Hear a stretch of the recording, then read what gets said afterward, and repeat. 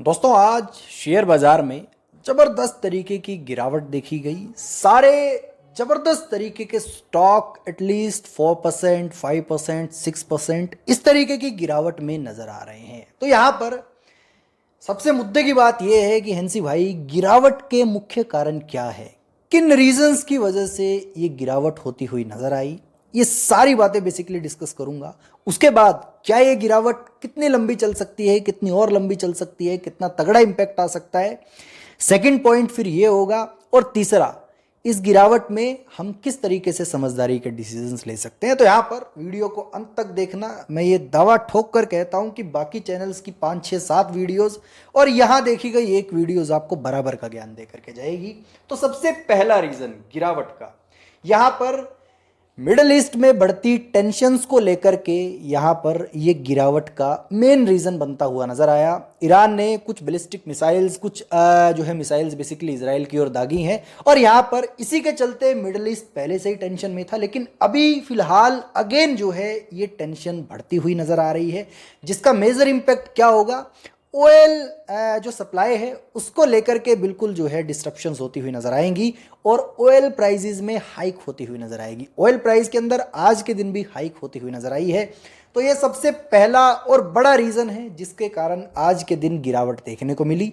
दूसरा बड़ा कारण है ओवरऑल बाजार में प्रॉफिट बुकिंग। देखिए, जब भी इस तरीके का सिनेरियो बनता है, आज ही के दिन बड़ी सी गिरावट है, लेकिन जो गिरावट का माहौल है वो पिछले 2 से 4 ट्रेडिंग सेशन से लगातार बन रहा है। तो यहाँ पर ऐसे में क्या सोचते हैं निवेशक और रिटेल निवेशक और बड़े निवेशक, सो यहाँ पर ये सोचते हैं कि जो भी स्टॉक चलिए यार अनयूजुअल सी वैल्यूएशंस पर है, यानी कि जो स्टॉक हमें महंगी वैल्यूएशंस पर दिखाई दे रहे हैं वहाँ प्रॉफिट बुक कर लेना चाहिए। प्रॉफिट बुक करो और अपना पैसा सिक्योर करो, अपना प्रॉफिट सिक्योर करो, अपना प्रॉफिट निकाल करके साइड रखो। तो यहाँ पर ये सेकंड बिग रीजन है जिसके कारण आज की गिरावट बेसिकली होती हुई दिखाई दी। तीसरा बड़ा कारण है कि यहाँ पर फॉरेन इन्वेस्टर्स यहाँ से इंडिया से पैसा निकाल करके बेसिकली चाइना की ओर शिफ्ट करते हुए नजर आ रहे हैं। इसका कारण है क्योंकि यहाँ पर बेसिकली जो है जिन कारणों की वजह से चाइना से पैसा मूव होकर के इंडिया में आ रहा था वो सारे रीजन सब चाइना में खत्म होते हुए नजर आए हैं। तो पहली बात, जेन्युइन सी बात है कि चाइना काफ़ी हद तक हमसे आगे है, कहने में मुझे कोई दो राय नहीं है। तो यहाँ पर ये पैसा उधर शिफ्ट होता हुआ नजर आ रहा है।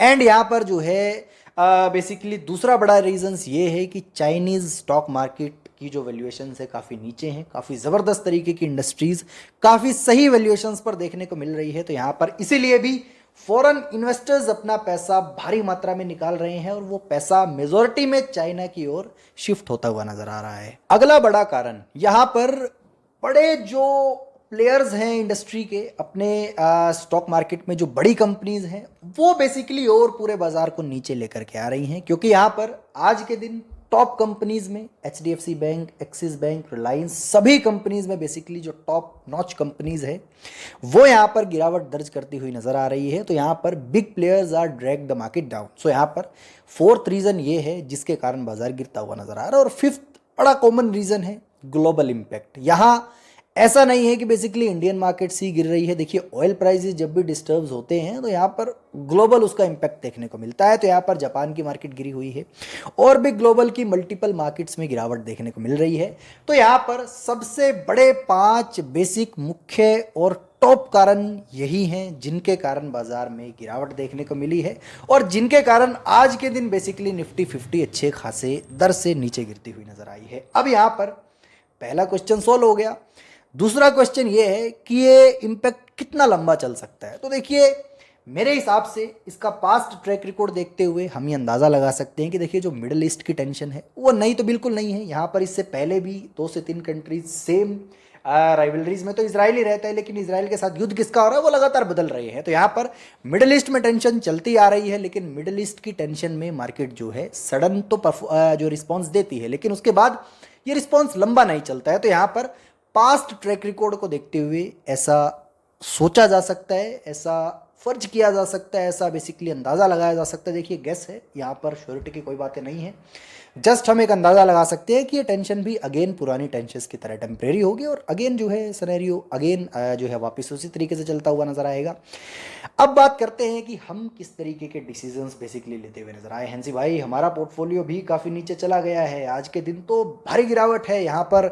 कल के दिन तो बड़े बड़े रिटर्न देखने को मिल रहे थे, एक महीना पहले चले जाए और बड़े बड़े रिटर्न देखने को मिल रहे थे, लेकिन अभी रिटर्न तो चले गए हैं, पूंजी पर खतरा आ चुका है। तो क्या करते हुए नजर आए? देखिए, अगर आप डर करके बेचते हैं या निवेशक डर करके बेचते हैं तो बेसिकली ये तो वही कहावत सही हो जाएगी कि रिटेल निवेशक गिरावट में खरीद नहीं सकता और तेजी में बेच नहीं सकता।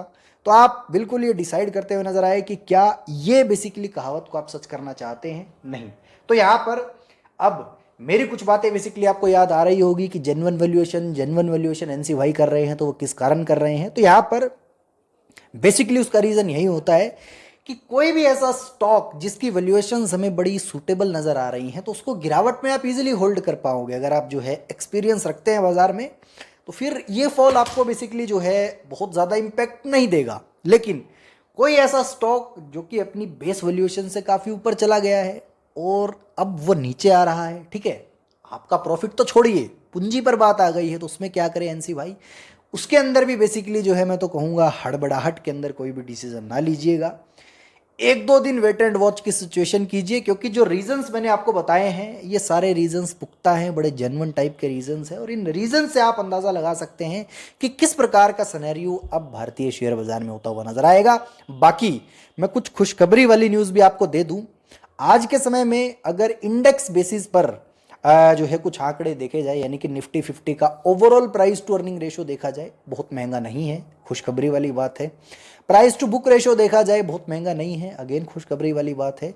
और कुछ और मेजर इंडेक्स देखे जाए, निफ्टी 500 देखा जाए, निफ्टी नेक्स्ट 50 देखा जाए, तो सही कहीं ना कहीं जेन्युइनिटी वाली वैल्यूएशंस आपको देखने को मिल रही है। तो ऐसे में बहुत भारी वैल्यूएशंस वाले स्टॉक अगेन आप जो है थोड़ा सा लेने से बच सकते हैं और सस्ती वैल्यूएशंस वाले मार्केट लीडर स्टॉक की ओर अपना रुझान रख सकते हैं। अगेन मैं क्लियर कर देना चाहता हूं ये बात, वीडियो में किसी प्रकार की कोई रिकमेंडेशन नहीं है दोस्तों। यहाँ पर video completely education point of view से बनाई गई है ताकि आप हर एक पहलू से बाजार में अवेयर रह सकें और एक जेन्युइन इन्फॉर्मेशन बड़े जेन्युइन से शब्दों में आप लोगों तक पहुंचती हुई नजर आए और किसी भी हालत में बेसिकली आप फोमो का शिकार ना हो, ठीक है, किसी भी हालत में आप डरे नहीं और keep calm in every situation. ये शेयर मार्केट का जो थंब रूल है वो यहाँ पर बेसिकली आप अप्लाई करते हुए नजर आए। इसी के साथ मैंने कुछ मेजर कारण, कुछ उनसे रिलेटेड क्वेश्चंस, कुछ मार्केट का आउटलुक बेसिकली आप लोगों के साथ डिस्कस करने की कोशिश की।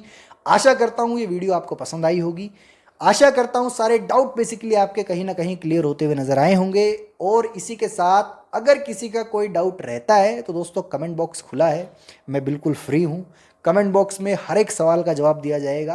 सो कमेंट बॉक्स में आप बाकी क्वेश्चंस पूछते हुए नजर आ सकते हैं। अगेन कहना चाहूँगा जो दर्शक चैनल पर नए हैं चैनल को सब्सक्राइब कर लीजिए, वीडियो को लाइक कर लीजिए, क्योंकि ऐसे दुनिया भर के चैनल्स हैं जो 10, 11, 12, 15 वीडियोस डेली की अपडेट कर देते हैं। फलानी कंपनी ने डिविडेंड दिया, फलानी कंपनी का शेयर उछल गया, गिर गया। तो इस प्रकार की जो है 10-15 वीडियोस देखने से बढ़िया है एक जेन्युइन सा जो है चैनल को फॉलो करो और सारी डिटेल्स बेसिकली जो इंपॉर्टेंट होती है वो टाइमली बेसिकली 10 से 15 मिनट में जान करके निकल जाओ। तो यहाँ पर नए निवेशक सब्सक्राइब कर सकते हैं, पुराने निवेशक चैनल को लाइक करें, बिल्कुल यहाँ पर वीडियो को शेयर करें। उसी के साथ कोई भी क्वेरी हो कमेंट बॉक्स आपके लिए खुला है।